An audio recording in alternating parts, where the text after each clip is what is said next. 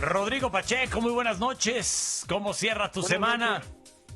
Cierra bien, mi querido Esteban. Una semana pues interesante. La verdad es que fue una semana clave en varios temas. Y uno de ellos que ayer nos quedó pendiente fue pues todo lo que se ha estado discutiendo del paquete económico 2024. Ya ves que estuvo ahí el secretario de Hacienda, Rogelio Ramírez de la O, compareciendo, fue altamente cuestionado. Y uno de los temas clave que se discute, que ayer platicamos un poco, es el tema de la deuda y cómo entenderla. Y bueno, la verdad es que en los países y en el mundo se entiende como porcentaje del Producto Interno Bruto, porque el número, digamos, total, pues suena mucho y más fácil entenderlo.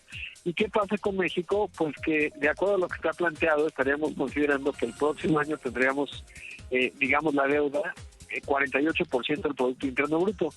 Y eso, digamos, está debajo del 50%, no es del todo malo. Lo que se vuelve complicado son dos asuntos.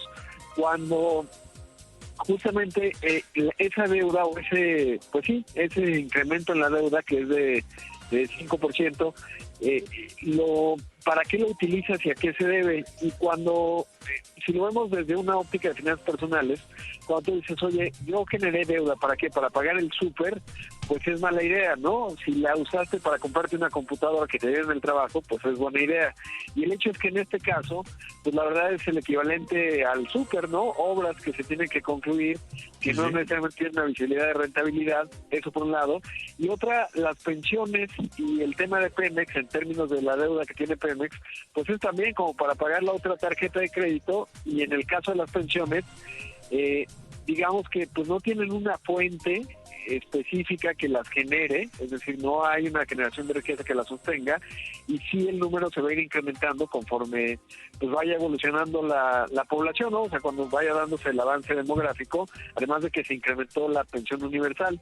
Y entonces, aunque suene encomiable, digamos, que los adultos mayores tengan una pensión, como es universal, pues se la dan igual al que le va muy bien, al que es clase media alta, clase alta, etcétera, y entonces se vuelve un tanto regresiva, ¿no? Porque finalmente pues lo que quieres es transferir de recursos a los que menos tienen, los que más lo necesitan.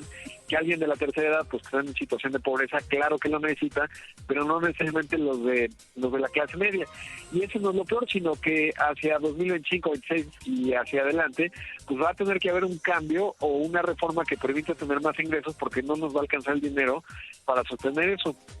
Te acordarás que hace muchos años, por ejemplo, el retiro no eran cuentas individualizadas como ahora. ¿Por qué se hicieron individualizadas? Porque tienes que tener una fuente que sea sostenible, y por eso en el caso de México, por ejemplo, y de muchos países, pues se hacen cuentas individualizadas para el retiro. Es decir, lo que trabajas y ahorras es lo que finalmente con lo que te vas a retirar. Y en este caso México, pues no, y no nos va a alcanzar. Oye, el presidente hace un anuncio de que viene un incremento a los salarios en el último jalón de su administración. Obviamente este es el clásico aumento de fin de sexenio que hacen los gobiernos federales para pues quedar bien con la clase trabajadora, ¿no? Sí, que mira, viene varios aumentos a lo largo de esta administración, y desde antes, desde el 2016, la Coparmex lo había impulsado, y ahora de hecho José Medina Mora, el presidente de la Coparmex, dijo que debería aumentar incluso más de lo que está planteando. Es interesante porque sí hubo un rezago en el salario mínimo durante muchas décadas. Yo al principio, la verdad, te soy sincero, cuando lo discutí a Gustavo de Hoyos me generaba cierto escepticismo, porque decía, incrementar los salarios sin más productividad no necesariamente es buena idea. Ahora la verdad es que sí está tan castigado el salario mínimo que sí lo puedes aumentar, y te ayuda en términos de que le da más poder adquisitivo a un grupo grande de personas. Recordando que el 67% de los mexicanos, el dato que publicó esta semana el INEGI de la encuesta de ocupación y empleo, gana hasta 2 salarios mínimos. Entonces, pues digamos que ahí sí tiene una parte político-electoral, pero sí también hay una trayectoria, digamos, que ya traía el incremento en salarios, que no está del todo mal. Bueno, pues interesante, como siempre, tu reflexión económica para cerrar la semana. Gracias, Rodrigo Pacheco. Gracias, queridos. Buen fin de semana para todos.